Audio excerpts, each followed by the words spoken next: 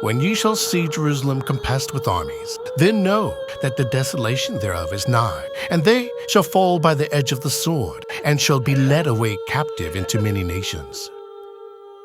In Luke 21, Jesus portrays the siege of Jerusalem and the release of the captives as a prophetic metaphor of God's judgment on the church, followed by the deliverance of his people shortly before Judgment Day. This period of salvation begins with the fall of Babylon, which corresponds to the 70 weeks of Daniel 9. We begin with Revelation chapter 18, verse 1, where we read about the fall of Babylon. And after these things I saw another angel come down from heaven, having great power, and the earth was lightened with his glory, meaning the light of the gospel was going forth to save.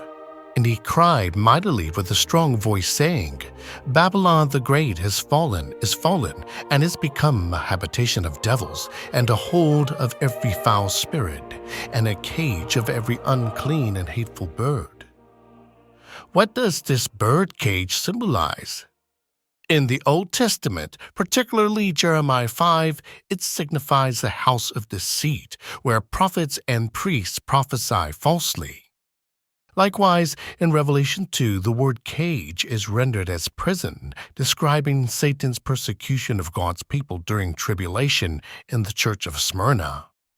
This is the predicament of people who are being taught false doctrine by pastors in churches that have become a synagogue of Satan. Thus, in verse 4 of Revelation 18, God commands his people to come out of Babylon.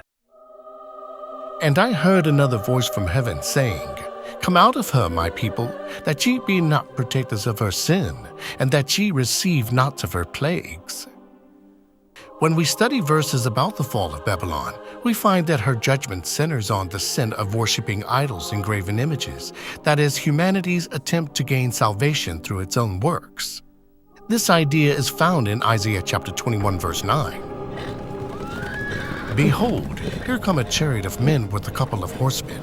And he answered and said, Babylon is fallen, and all the graven images of her gods he had broken unto the ground. Similarly, in Revelation chapter 14, the fall of Babylon is associated with those who worship the image of the beast, that is, Satan, who is worshipped as God in the temple of God. In verse 8 we read, And there followed another angel, saying, Babylon is fallen, that great city, because she made the nations drink the wine of the wrath of her fornication. And the third angel followed them, saying with a loud voice, If any man worship the beast and his image, and receive the mark in his forehead or in his hand, the same shall drink the wine of the wrath of God. What kind of activity should we expect in churches that worship the image of the beast, that is Satan? Well, in Revelation 13, the worship of the beast is linked to false miracles, in which churches today appear as speaking in tongues, dreams, and visions, whereby Satan appears as an angel of light. And according to verse 15, if anyone refuse to worship the beast, they must be killed. The word kill means they must be cast out of the church, according to John chapter 16, verse 2. Thus, Mystery Babylon, the mother of harlots, is depicted as drunk with the blood of the saints, martyrs of Jesus like Antipas, who was slain in the church of Pergamos, where Satan rules.